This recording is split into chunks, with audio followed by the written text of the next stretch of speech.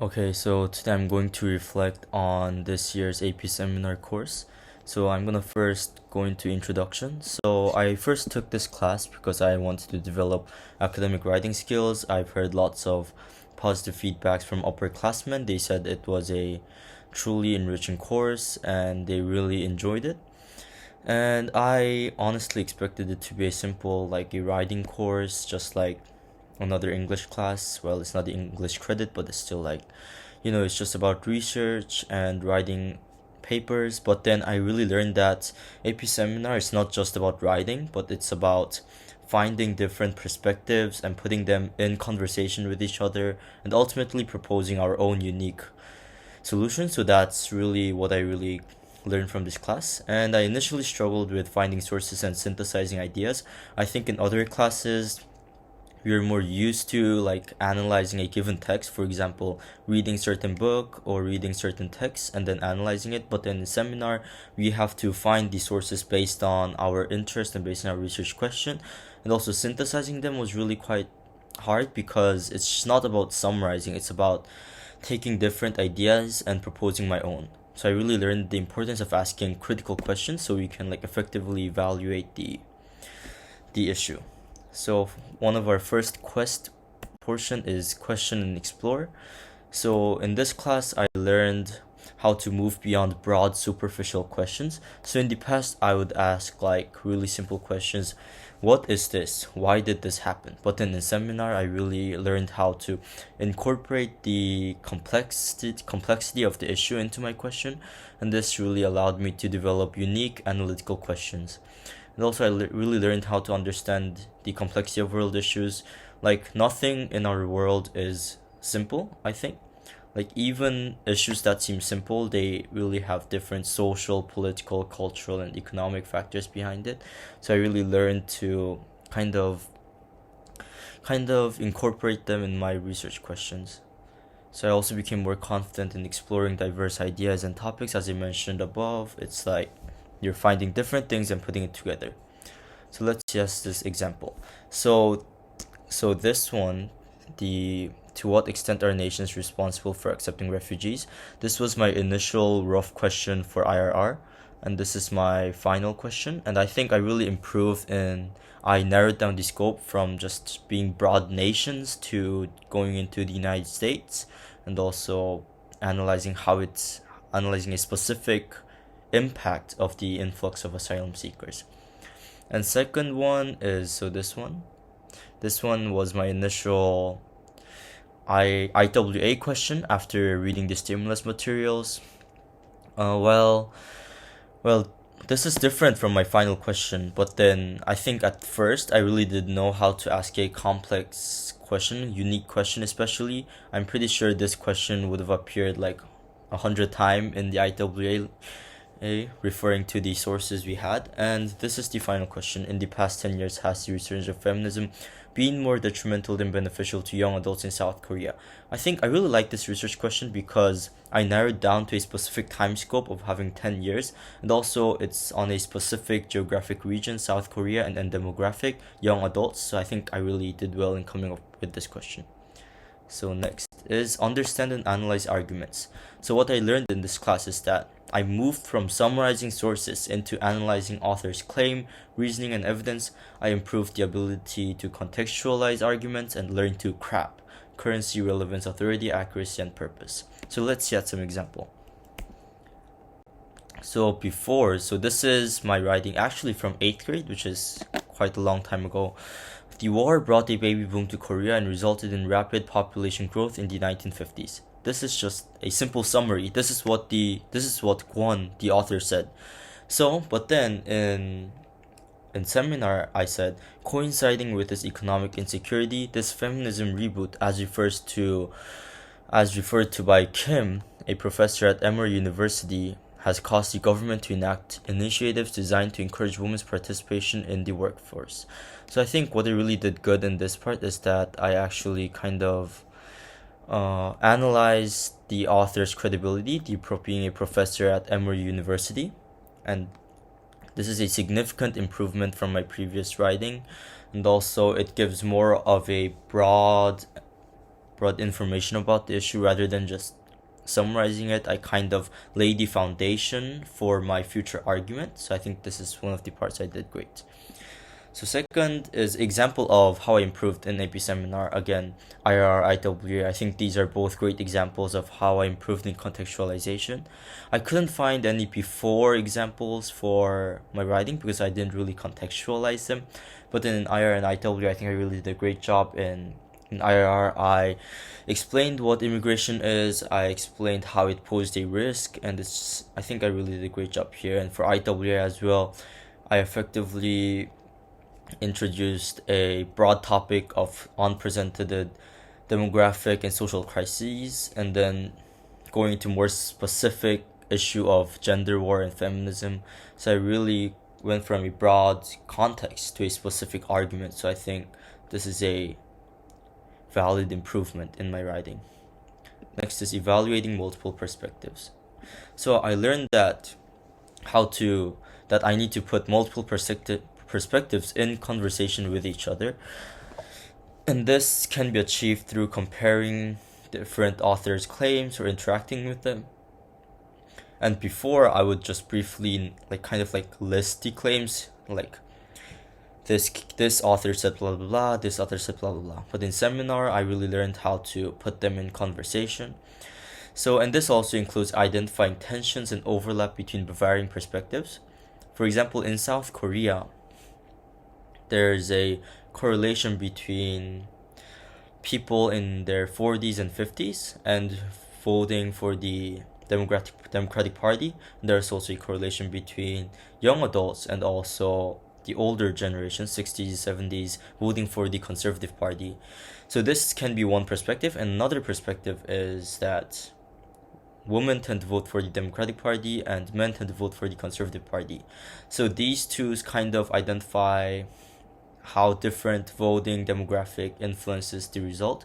And I think this is an example of how we put things in conversation. So we can say that we can compare them and say that for people in their 40s and 50s, especially women, tend to vote for Democratic Party, and also young adults, especially men in their 20s or 30s, tend to vote for the Conservative Party. So this is how I identified different points and synthesized them, and also became aware of how social, cultural, and economic factors shape perspective. So going back to the Korean example, people in the 40s and 50s, they experienced the democratic movement in Korea, Gwangju, which was in 1980s. So they were in that period. So they experienced it themselves. So they're more towards progressive change. But people in their 60s and 70s, they've watched our great leader Park Chung-hee. He was president in the 1960s and 70s. They saw economic growth in South Korea. They saw under the leadership of Park how they improved significantly. So they tend to vote for the Conservative Party. So there's a bunch of history, there's a bunch of other factors lying behind that. So it's really important to understand that. So first examples.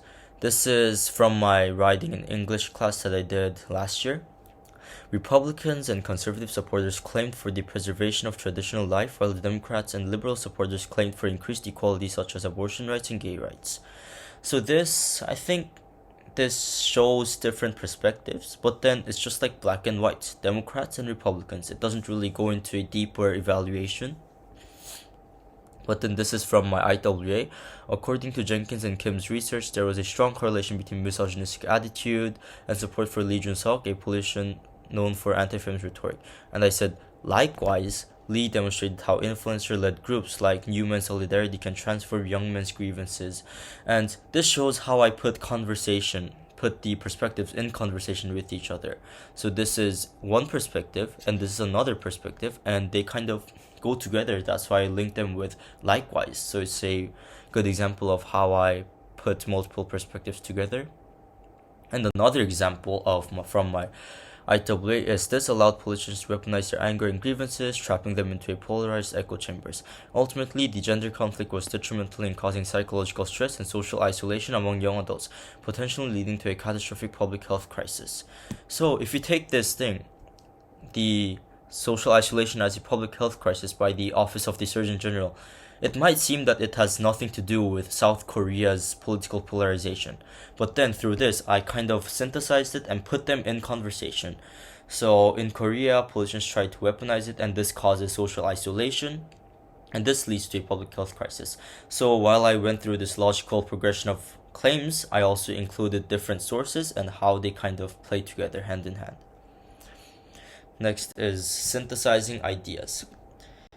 So I learned how to combine information to produce new insight or draw meaningful conclusions. So this is again moving from beyond mere summaries, and this improved the ability to connect multiple sources into a coherent, unified argument, and this can be done in the way of putting multiple perspectives in conversation with each other.